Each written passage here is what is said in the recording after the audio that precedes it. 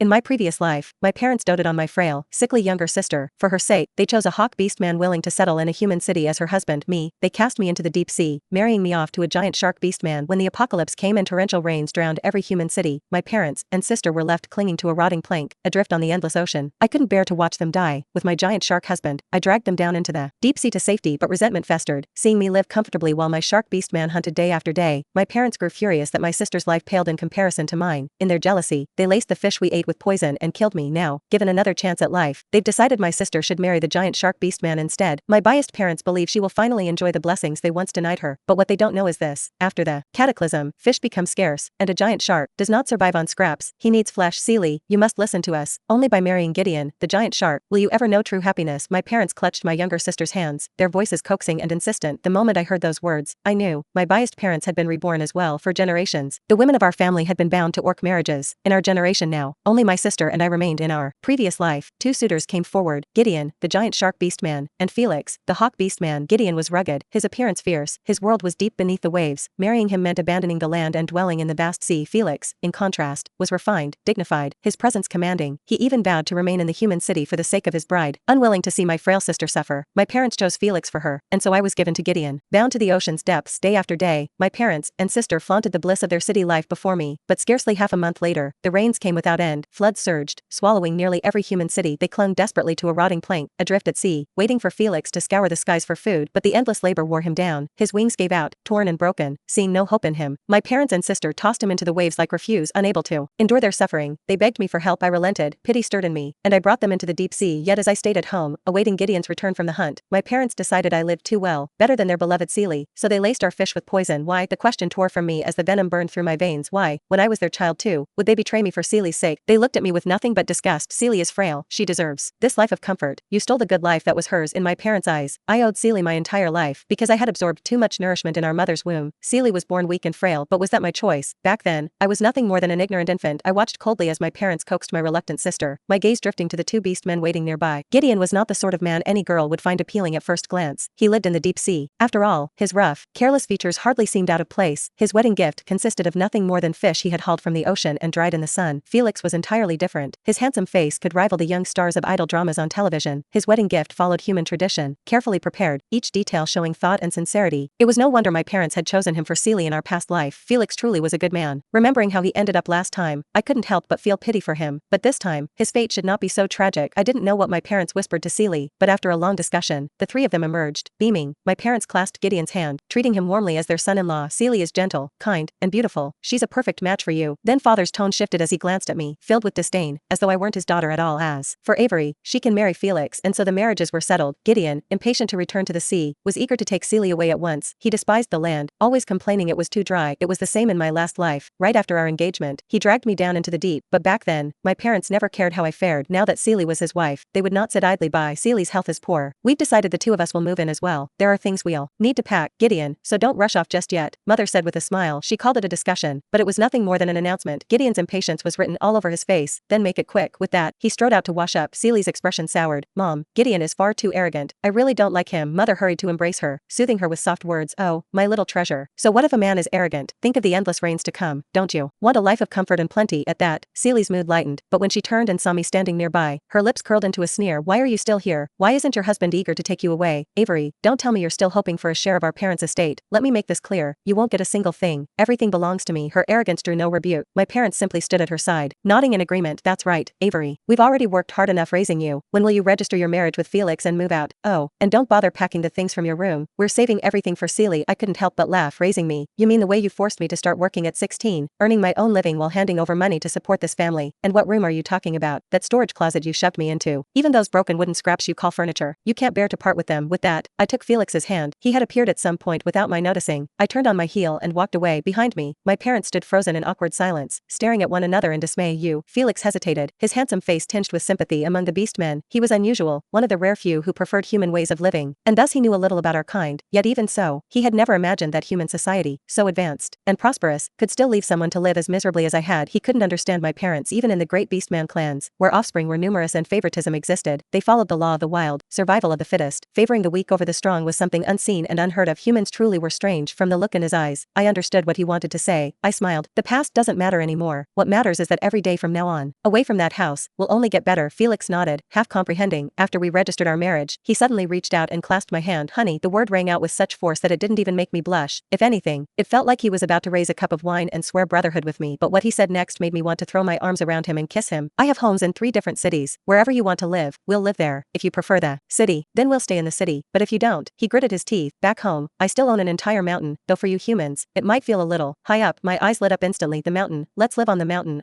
Felix scratched his head in confusion. I thought humans all preferred apartments and high rises. That's why I bought those city homes. Won't you find mountain life uncomfortable? No food delivery service out there, though. There is Wi-Fi. I shook my head quickly. No, not at all. I'd love it. Sell those city homes. We'll live on the mountain together. After all, in the city it's all towers and concrete. You wouldn't even be able to fly. In the previous life, when he flew out searching for food, collapsing debris from the flooded city had crushed his wings, and for a broken wing was no different from being crippled. At my words, clumsy, but still a kind of concern. Felix blinked, startled. All right then, we'll live on the mountain, and one day, when the chance comes, I'll take you flying. The image sent a shiver down my spine.